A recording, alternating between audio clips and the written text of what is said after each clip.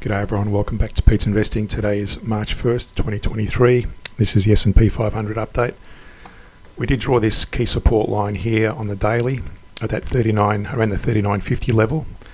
But just notice, and I've also drawn now these two diagonal descending and ascending trend lines, so this wedge forming. The price, there is a slight sign that the price may rebound to the upside, but again, that may be a very weak rebound and retrace. It could go as high as a 20 on a 4-hour chart here. I've drawn a Fibonacci retracement. You can see it may go as high as a 23% or even a 38% level.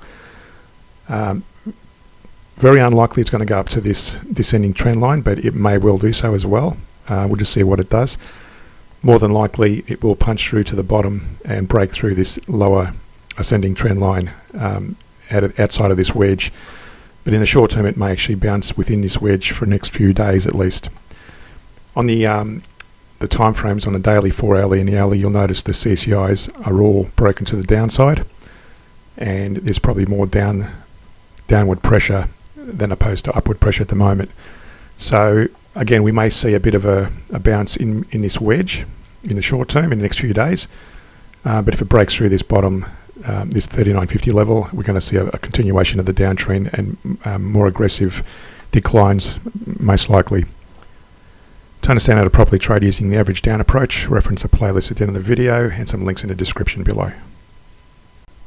Here are some of my investing rules. Buy proven blue chip stocks only, avoid speculative stocks. The reason for that is blue chip stocks have generally got a good history and a good track record, and you want to avoid going speculative because you're not sure where that stock, especially if it hasn't got any history, you want to avoid making just guesses or gambling on potential trades.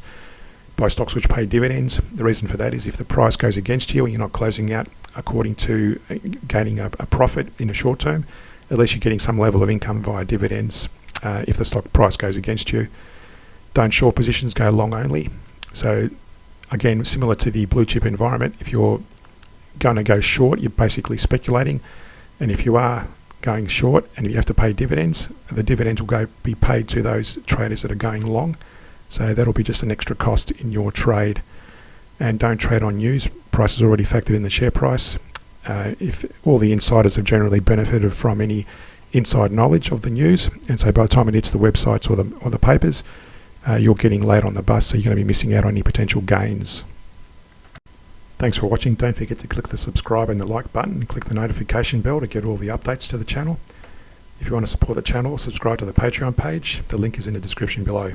Happy investing and speak to you in the next video.